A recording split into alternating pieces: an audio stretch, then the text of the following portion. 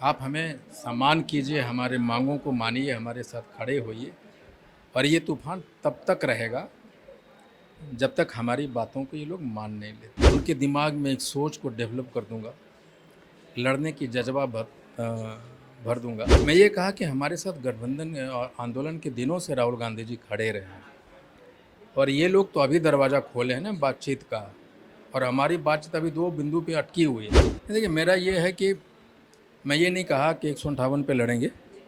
158 सीटों पे हमारी ताकत है। नोरमा ग्रुप, जो सोचता है वो करता है। आपके अपने सपनों का आशियाना। नमस्कार, आप देख रहे हैं भारत लाइव और तमाम दर्शकों का मैं स्वागत करती हूँ। देखिए, बिहार में विधानसभा चुनाव है और लगातार अगर समीकरणों की बात करें तो समीकरणें काफ़ी तेज़ी से बदल रही हैं। इस बीच एक तूफान की तरह बिहार की राजनीति में उभर कर आए हैं आईआईपी पार्टी और इनके राष्ट्रीय अध्यक्ष आईपी गुप्ता जी हमारे साथ मौजूद हैं। आज तमाम बातचीत होगी। पहले तो सर बहुत स्वागत है आपका। Thank you very much. Sir, अब बिहार की राजनीति में जिस तरह से आपने तूफान की तरह एंट्री किया है, इससे जितने भी गठबंधन हैं हक्का बक्का है इस स्थिति में। इस पर आप क्या कहेंगे? ना मेरा सिर्फ उनसे यही संकेत है कि हम आप लोगों के साथ में राजनीति के अलग अलग दशकों में आपके साथ हमारा समाज था और कभी आपने हमारे अस्तित्व को मानने की कोशिश भी नहीं की, और आज हम अपने अस्तित्व के साथ आपके सामने खड़े हैं। और आप हमें सम्मान कीजिए, हमारे मांगों को मानिए, हमारे साथ खड़े होइए और ये तूफ़ान तब तक रहेगा जब तक हमारी बातों को ये लोग मान नहीं लेते। सर, जिस तरह से आज आपने पार्टी कार्यालय का आपने आज इसको परमानेंटली स्थापित कर दिया है, ऑब्वियस सी बात है इसको लेकर के टीस तो सभी गठबंधनों के मन में रहेगी, लेकिन उत्साह जो है यहाँ पर जैसी ही मंदाएं हमने देखा, आपके जो कार्यकर्ता हैं, आपके जो समर्थक है, चाहे वो यहाँ हो या फिर बाहर हो, पार्टी के गठबंधन के साथ आपका क्या विचार है? मतलब जिस तरह से आपने लोगों के बीच अपना प्यार आपको देखने को मिल रहा है, इस पर आप क्या कहेंगे? क्योंकि हम जब यहाँ पर आए तो हमने देखा है काफ़ी उत्साह है। देखिए, एक्चुअली अगर ये नहीं होते तो आईपी गुप्ता नहीं होता, अगर ये नहीं होते तो आंदोलन नहीं होता, अगर ये नहीं होते गांधी मैदान नहीं होता, अगर ये नहीं रहेंगे तो हमारी पार्टी भी नहीं रहेगी। ये आईपी गुप्ता का अस्तित्व और इस पार्टी का अस्तित्व और इस लड़ाई की जान बस हम सब पान हैं। सब मिल के हम 81 से 1 करोड़ के लोग एक साथ लड़ते हैं, एक साथ जीते हैं, एक साथ सोते हैं। हर उम्र के लोगों में आपके लिए सर प्यार है, चाहे वो बच्चे हों, चाहे वो बूढ़े हों या फिर नौजवान हों, हर उम्र के लोग आपको प्यार दे रहे हैं। आपने कभी सोचा था कि मतलब इतना प्यार भी आपको मिल सकता है? ये भावुक कर देने वाला सवाल है। ये उम्मीद तो नहीं था। मैं सिर्फ ये जानता था कि संघर्ष करूँगा तो लोग मेरे साथ खड़े होंगे और उनके दिमाग में एक सोच को डेवलप कर दूँगा, लड़ने की जज़्बा भर दूँगा। लेकिन इन सारे प्रोसेस में मैं खुद एक ऐसा इंसान बन जाऊँगा जिसको खुद जीने का कोई अधिकार नहीं रहेगा। मेरा जीना, मरना, उठना, बैठना, इसमें मेरा कोई कंट्रोल नहीं रहा। ये सारे कंट्रोल 80 लाख तांती तत्व पान समाज के हाथों में हो गया। ये सचमुच उम्मीद नहीं थी कि मुझे यहाँ से उठा के, धरती से उठा के खाट पे लोग बिठा देगा, आसमान में बिठा देगा, ये पता नहीं था। और उसी एक वजह है कि दिन 24 घंटा सिर्फ तांती तत्व पान और उनकी लड़ाई की बात कर रहा हूँ। आप सर आरक्षण को लेकर के जो आपने आंदोलन का जो ये जंग छेड़ दिया है, जिस आरक्षण की आप बात कर रहे हैं, तो आपको लगता है कि अगर आप गठबंधन, पहले तो मैं ये आपसे सवाल करना चाहूँगी कि आप गठबंधन में जाने का सोच रहे हैं?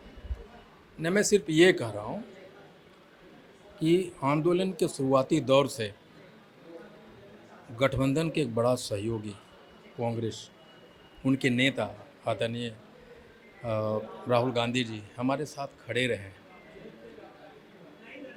तो स्वाभाविक है कि वो खड़े रहे हैं तो हमारे लोगों ने भी इस बात को रिकॉग्नाइज किया कि वो खड़े रहे हैं, महागठबंधन के लोग खड़े रहे।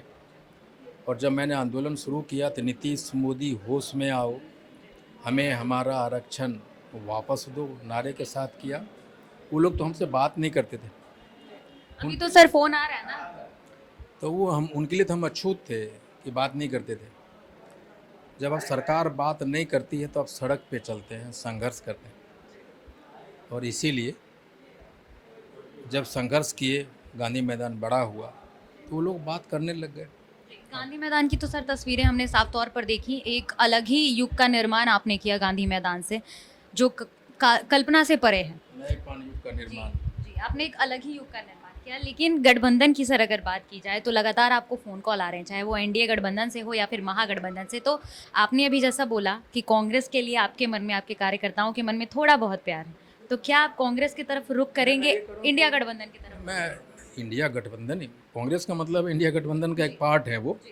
कांग्रेस अलग नहीं है, गठबंधन अलग नहीं है, दोनों एक अटूट हैं। मैं ये कहा कि हमारे साथ गठबंधन और आंदोलन के दिनों से राहुल गांधी जी खड़े रहे हैं, और ये लोग तो अभी दरवाज़ा खोले हैं ना बातचीत का। और हमारी बातचीत अभी दो बिंदु पे अटकी हुई है, आरक्षण और या न्यायालय के आदेश को जो समीक्षा, जो आदेश है उस नौकरियाँ छीनने का, उसको समीक्षा करो। हम कितना सीट पे लड़ेंगे या ना लड़ेंगे, मैं बार बार कहा, इस पे अभी मैं नहीं आऊँगा। आप पहले ये दोनों को रिजॉल्व करो, उसके बाद हम लोग देखेंगे।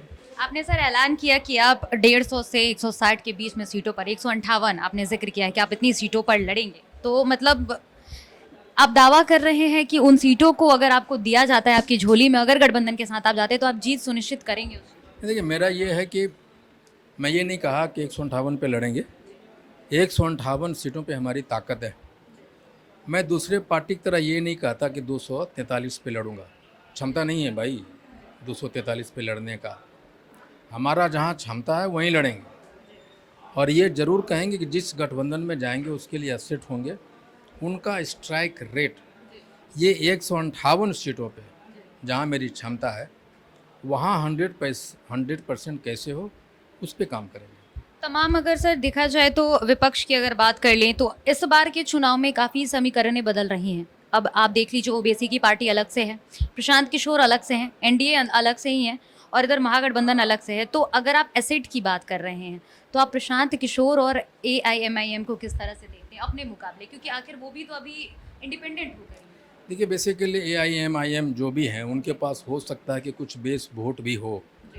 प्रशांत किशोर जी के पास कोई कोर वोटर नहीं है, कोई बेस वोट नहीं है, एक बेसिक अंदर है।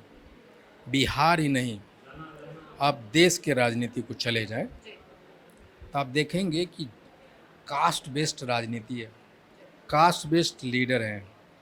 अब उनके कास्ट की वजह से उनको वहाँ के सीएम बनाए गए हैं या प्रदेश अध्यक्ष बनाए गए हैं। जैसे कांग्रेस और भाजपा को ले लें, आप उनके अध्यक्षों को देखें, प्रदेश अध्यक्षों को, कांग्रेस का हो चाहे बीजेपी को हो, आप देखेंगे उस पर्टिकुलर स्टेट में पर्टिकुलर जो प्रदेश अध्यक्ष है या मुख्यमंत्री है, उसका एक कास्ट बेस्ड वोट है। तो घुमा फिरा के ये सारी राजनीति क्षेत्रीय दलों का, राजनीतिक दलों को जाति आधारित है, जिसे कोई इनकार नहीं कर सकता। जो इनकार करता है वो झूठ बोल रहा है। टिकट मिलेगा जाति आधार पे, जब एक पर्टिकुलर जाति का नेता प्रचार करने के लिए जाएगा तो उसको विशेष जाति के क्षेत्रों में भेजा जाता है। तो ये घुमा फिरा के आप देखेंगे कास्ट बेस्ड। तो कास्ट बेस्ड का मतलब क्या हो गया कि एक सर्टेन कोर वोटर का वहाँ तैयार हो जाना, जो प्रशांत किशोर जी के साथ नहीं है। आपको सर कहीं ना कहीं बाहरी पार्टी कह के जो विपक्ष के लोग हैं वो इग्नोरेंस भी ऐसा है, हमने भी सुना, हमने पढ़ा कि बाहरी पार्टी करके इग्नोरेंस लेवल पे अभी चीज़ें चल रही हैं। परिवर्तन के विरोध दुनिया करती है, और सत्ता में जितने भी राजनीतिक पार्टियां पहले से स्थापित, ये राजनीति का नियम कहता है कि नए एंट्री को क्यों इतना जल्दी दे देंगे। राजनीति में धक्का दे के, धकेल के आपको आगे जाना होता है, वही हो रहा है। एक आखिरी सवाल, रोड मैप की अगर बात करें तो किस प्रकार से रोड मैप जो है बिहार विधानसभा चुनाव का आपने अभी तक तैयार किया? अभी तक की स्थिति अगर देखा जाए तो रोड मैप क्या है आप लोगों का? ठीक है, हमारा ये है कि फ़िलहाल कि जो हमारा 158 सीट है उसमें हम तैयारी कर रहे हैं। हम जिधर जाएंगे हमारी ताकत उधर जाएगी, नंबर 1। और जब हम एंट्री विधिवत हो जाएंगे तो आप देखेंगे कि उस पर्टिकुलर दल में या गठबंधन में हमारा जो भूमिका होगी आपको परिलक्षित होने लगेगी, दुनिया को दिखाई पड़ने लगेगी कि हमारा विजन क्या और हमारा रोड मैप क्या। धन्यवाद सर। तो देखिए, तमाम मुद्दों पर बातचीत हो रही थी, किस प्रकार से आईपी गुप्ता जी ने आज बातचीत की और तमाम मुद्दों पर हमने जानने की कोशिश की कि आखिर बिहार विधानसभा चुनाव में किस तरह से इंडियन इनकलाब पार्टी की तैयारियां हैं। और समीकरणों की बात कर ले तो साफ तौर पर आईपी गुप्ता जी ने बता दिया है कि अगर ये गठबंधन के तौर पर इनको अगर कोई देखता है तो ये एसेट ज़रूर साबित होंगे। फिलहाल इस कार्यक्रम में इतना ही। धन्यवाद। आपके सपनों को हमने सजाया है, ई होम्स पैनोरमा को हमने बनाया है। ई होम्स मेरा एक सपना था जिस पे मैं पिछले 4 साल से काम कर रहा था। हमने जो बनाया है वो सबने है माना। ई होम्स पैनोरमा में हो आपका भी आशियाना। और फाइनली हमने 2021 में इस प्रोजेक्ट को लॉन्च किया। बहुत लोग अप्रिशिएट कर रहे हैं कि पूर्णिया जैसे शहर में, बिहार के, एक तो बिहार की बात करें उसमें भी पूर्णिया जैसे छोटे जगह में इस तरह का लाइफस्टाइल देना, ये सुन के हम लोगों को बहुत अच्छा लगता है। ई होम्स में हमने कुछ और भी किया है, जैसे हम जिस जगह में रह रहे हैं हमारे फैमिली सिक्योर हो, उनको सिक्योरिटी का ध्यान में रखा है। आपकी सुविधा और सुरक्षा आपके लिए खास है, ये आपका विश्वास है। इसमें आर्टिफिशियल इंटेलिजेंस का 7 लेयर सिक्योरिटी का हमने इस्तेमाल किया है। लस ग्रीन कैंपस को बनाया है। यदि हमारा बाउंड्री वाल है तो वो वर्टिकल गार्डन है। ये जितनी भी फैसिलिटी होता है एक इंटरनेशनल टाउनशिप में, ई होम्स है, ये हम लोग विश्वास नहीं कर पा रहे हैं। जो भी हमारे मित्र दोस्त या जो भी हमारे बाहर के बाहर आते हैं तो हम लोगों को बहुत अच्छा सुनने को मिलता है और बहुत अच्छा क्रेडिट मिल रहा है। वो सारा हमने सिर्फ एक बिल्डिंग नहीं बनाया, हमने एक बहुत अच्छा लाइफस्टाइल दिया ई होम्स में।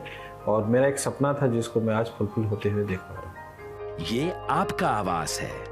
ई होम्स पैनोरमा में अब आपका निवास है। E homes panorama, luxurious lifestyle redefined. Panorama group, जो सोचता है वो करता है। अगर ये वीडियो पसंद आई और वह बिहार के राजनीति और बिहारियत से सरोकार रखेनी तो सब्सक्राइब बटन दबा के चैनल के सब्सक्राइब कर ली। ओजे एगो घंटी बा, ओकरा बटन दबा देला से कुल सटीक और मारक खबर रुआ मुफ्त में मिल जाई। अगर रुआ पत्रकारिता के हमनी के नया प्रयोग में सहयोग कर चाहतानी तो ज्वाइन बटन दबा दी।